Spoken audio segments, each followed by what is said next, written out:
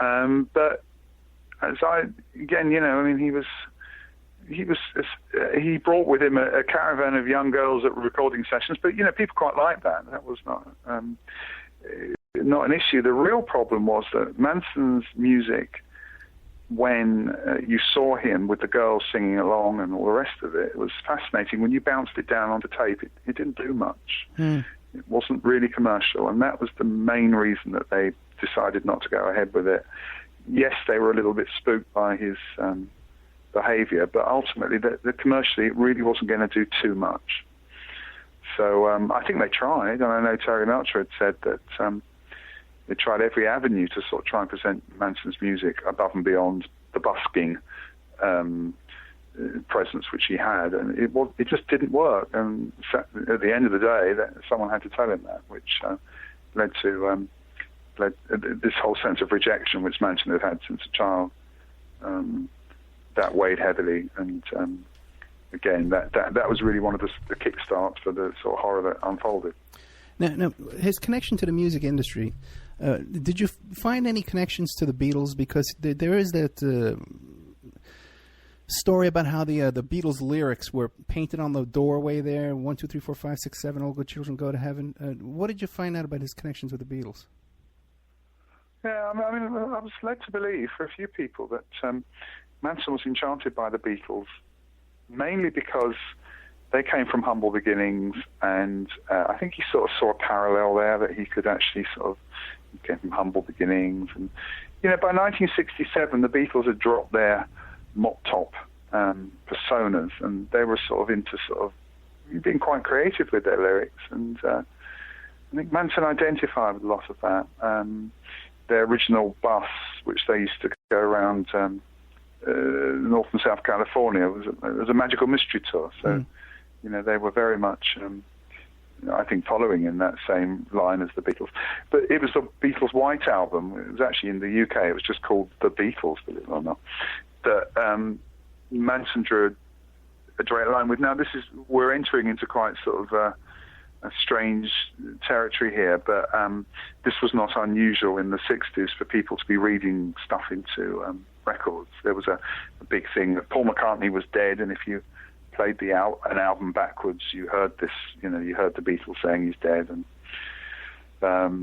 all sorts of clues. Everybody was dissecting everything at that point, so it wasn't unusual. That Manson went a step further, and as I said, the interesting thing is that as the result of excessive LSD use and with a possibility that there was a pre-existing mental health condition, I think possibly maybe low-level schizophrenia, Manson actually felt that the Beatles were talking to him. So we are told. I mean, again, the prosecutor made a big thing of this. Having sat around campfires myself with people smoking dope and talking all sorts of nonsense, I've equally heard people saying that people are talking to them through records. So it's not that unusual. And certainly in the counterculture, you hear all sorts of stories that rock groups are supposedly communicating things to people.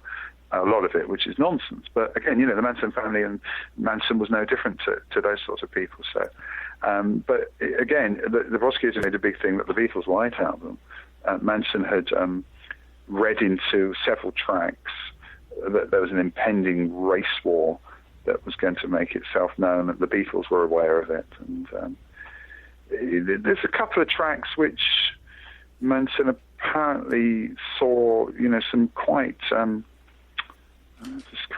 him it was convincing forewarning that the apocalypse was going to happen. One was Helter Skelter, which, if you really want to know the origins of Helter Skelter, Paul McCartney wrote it about a fairground ride, and it was a fairground ride with a crude sexual analogy of coming down from the top and going down to the bottom. But Manson saw it as far deeper than that. He apparently drew a connection with the biblical passage called Revelation, in effect, Revelation 9, where this hole to the bottomless pit where the apocalypse would start. I mean, it's quite fantastic in its literal sense of the word. But there's a couple of things which resonated with Manson's ambient schizophrenia, which they had a girl. He used to rename all the girls, and one of the girls was called Sadie, And Sexy Sadie, well, you've been calling this girl this for 6 months or so. And then, of course, the Beatles come along with a song called Sexy Sadie. So that confirms part of that. And Manson also was interested in the Bible and had quoted often this biblical passage called Revelation 9. And, of course, what do the Beatles do? They record a track on the White Album called Revolution 9. And I don't know if you've heard it. I'm sure, Sure. Your listeners can check it out. It's a sort of collage, a melange of sounds, and it's like a patchwork of all various sorts of sounds. And to Manson, it was sort of it's a soundtrack to the apocalypse. He said he could hear the word "rise" being shouted out in it, and if you actually listen to it, it does sound like someone's shouting out "rise." In fact, going deeper into it, it's John Lennon shouting out "all right," which is he clipped from the recording of Revolution, the song You Say You Want a Revolution. At the end, it just dissolves into all right, all right, all right, and he clipped that and stuck it on Revolution 9, but it sounds like Rise. This also chimes with a song of Paul McCartney's called Blackbird. Blackbird singing in the dead of night, you've been waiting for your moment to arise. Well, again, that played into it. So he drew this sort of connection with it. And I think ultimately that, to many of his followers who were all whacked out a lot of the time, it made some sort of sense. But as I'm always at pains to point out, no connection had been drawn between murder at that point. I think this is campfire, stoned campfire dribble. This is the sort of stuff that people just spout out if you hang out with the alternative community. But let me ask you specifically, those lyrics, were they painted on that door before the album came out or after? Right. Well, what you were quoted earlier, the 1, 2, 3, 4, 5, 6, 7 all tunes. Yeah, no, that actually came out on Abbey Road, and Abbey Road wasn't released till August, September 1969. So that was after the murders. They found that door at the Sparns Ranch, which was the Manson Ranch, way after the murders. But the one Beatles lyric which was far more telling was Helter Skelter, which was actually written in blood on one of the victims' refrigerators. Right. Albeit they spelt it wrong. It was Healter, H-E-A-L, Helter Skelter. But this is interesting. We're skipping ahead a bit here, but this is really quite interesting because the police, when they did their report on that night of murder at the La Biancas in Los Angeles, they didn't report the fact to the media that Helter Skelter, or Rise for that matter, had been written on the wall.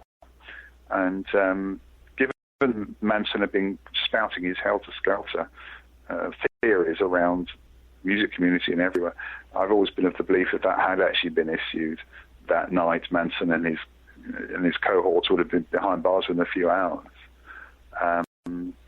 I also think that the girl, Patricia Krenwinkel, who wrote that on the refrigerator and then reported that back to Manson, was the sole reason why the murder stopped and that they cleared off, because Manson, being a jailbird and a pretty seasoned one at that, would realize that Helter Skelter would immediately send everyone his way. So again, it's not a very clever band of criminals, It's remarkable that it took so long to bring them all to book. I think it was just sloppiness, and the police intoxicated a completely different angle to what eventually people were called for. Let me ask you a question. Now, you mentioned earlier about his dabbling with Scientology, right? Now, what do we know about that? Was he just getting the initial auditing, or did he actually pay for classes with Scientology? No, actually what happened is he was on a long stretch in Channel Island, and he had he realized at one point, this is a sort of defining epiphany for him, that he'd been, the other thing I was pointing about Manson, he wasn't a very good criminal. He kept getting caught, So he's on this 10-year stretch for passing a bad check, and he realized that actually at some point, that you're facing that long stretch, you've got to try and do something with your time. And there happened to be a fellow there happened to be a Scientologist who was serving time there as well, who was holding unofficial lectures, stroke auditing sessions in Scientology in the prison. So, according to this guy, Manson had 150 hours of auditing, which is an intense amount of Scientology input. And as I say, I think that again, Scientology is another issue completely, but it does look into the psyche. It does sort of look at survival and ego dynamics, and I think that found great favor with Manson. So he did apparently, allegedly, when he was released, he did actually go to a celebrity center, or one of the centers in Los Angeles, and kept an interest in that. Whether he'd read Dianetics, I imagine he must have. And, Los Angeles has had a sort of strong continuum with Scientology. So, at that point, and also another story that Manson was also came across a splinter group of Scientology called the Process Church of the Final Judgment, which had an office or a chapter in San Francisco. And they also spouted more apocalyptic, more fantastic angles to Scientology, which he got involved with. So there's that as well, which all plays into the whole part of it. So, Manson ultimately was a bit of a magpie. He was pinching from Scientology, the Process, from the Beatles. I think he really cherry-picked all these very popular bits of religions and thought processes and sort of twisted them in his own direction. Now, are you familiar with the work of Maury Terry, the book The Ultimate Evil? Yeah, I am. Okay, because when you look at the Process Church with their connections to the Son of Sam cult in New York City, was kind of to create chaos, kind of like a helter-skelter and a race war kind of thing with that, okay? It sort of fits in with the Process Church being connected to Manson in L.A. Are you familiar with the INS document, the INS report that Terry had that said that the Manson family girls were sewing Process emblems into their blankets while they were in prison there? I had to really check this one out because it's never really been challenged. I believe what Maury Terry wrote was utter nonsense. And I was lucky enough to track down one of the original Process guys, who actually is an English guy who was over there. And it confirmed to me that I believe the Process Church actually took action against... No, that was Sanders. Yeah, it's Sanders, yeah. Yeah. As I say, I don't see... Other than people like Manson sort of passing their way, I don't think the Process Church were involved in ritualized slaughter and anything at all. And in fact, they were the head of the Process Church, Robert de Grinston, and his wife Mary Ann, were quite passive individuals. They had a love of animals, and in fact, I think to this day there's still an animal sanctuary bearing their name or the Process name.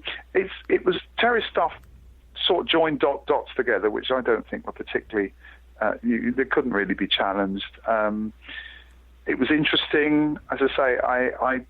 I really nailed down this guy who was out there, and they were a very innocent group of people because they used to have a magazine, the Process Church, and they thought it would be awfully fun to have an issue called Murder. I think it was not Death, that was Death, where they actually managed to get someone inside where Manson was waiting charges. They managed to get him to write a feature on death. And, of course, then people just connected the two. But when I spoke to the guy, and again, someone, Timothy Wiley, his name was, he's still around, he just said that it was just the innocence of the time that you would try and, you get someone who's been convicted of murder to write about death. It was no more than that. But then, of course, what it does, it sends out these vibrations and signals to other more opportunist individuals who want to link the two together. So Timothy told me that as far as he was concerned, Manson certainly was in the vicinity of the Process Church chapter in San Francisco. They don't remember him at any meetings. He may well have popped in and